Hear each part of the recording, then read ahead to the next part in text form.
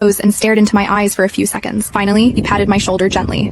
Being a bridesmaid is tiring. Get some rest. Natalie said she couldn't get a taxi and is still at the venue. I'll go back and pick her up. It wouldn't be safe to leave her there alone. I nodded calmly, but Mason didn't move right away. He seemed to be waiting for me to respond the way I usually did, telling him to drive safely or complaining that he was leaving me home alone so late at night. But instead, I simply opened the car door and stepped out. Watching the car drive away into the distance, I wiped the tears that stung my eyes and dialed my parents in Montelvia. Mom, Dad, I agreed to fulfill the marriage arrangement and marry Devin Ryder. When my parents learned that I was pregnant, they were overjoyed. They said the child was a descendant of the royal family. They would never allow him to carry the stigma of being an illegitimate child. He would be given the best future possible. They also told me that Devin had already prepared several wedding plans for me to choose from. I booked a flight for 3 days later. After returning to the villa, I began clearing out the bedroom drawers, years of keepsakes I had carefully saved, the love letters Mason had written to me, and the photos we had taken together. By the time I finished packing my luggage, Mason came home. You're still up this late? His gaze swept over the messy closet and the suitcase beside it. His tone was relaxed. Why are you suddenly sorting through clothes and organizing the closet? Going on a trip? I didn't answer his question. Instead, I asked calmly, did you take Natalie home? Yeah, her apartment's pretty remote. It really is hard to get a taxi there. Oh, I lowered my head and turned to leave. The next second, Mason wrapped his arms around me from behind. The rose perfume clinging to him made me feel slightly nauseous. It was Natalie's scent. Instinctively, I pushed him away. His body stiffened. He looked at me for 2 seconds, then let out a laugh. You're still mad about the bouquet? Don't be so petty. He stood up, loosening his tie, his tone helpless, like he was coaxing a child. All right, I'll order you a bigger bouquet tomorrow. Let's wash up and get some sleep. I've got a meeting in the morning. With that, he headed toward the bathroom. I watched his back and said softly, I promised my parents I'd return to Montelvia to get married in a week. Mason's hand froze on the bathroom doorknob. When he turned back, his patience had clearly run out. His brows knit together in irritation. Madison, stop making trouble. I told you, I'm the CEO. I can't just impulsively throw together a wedding without any planning. Marriage is something between the two of us. We can't rush into it just because of some promise you made with your best friend.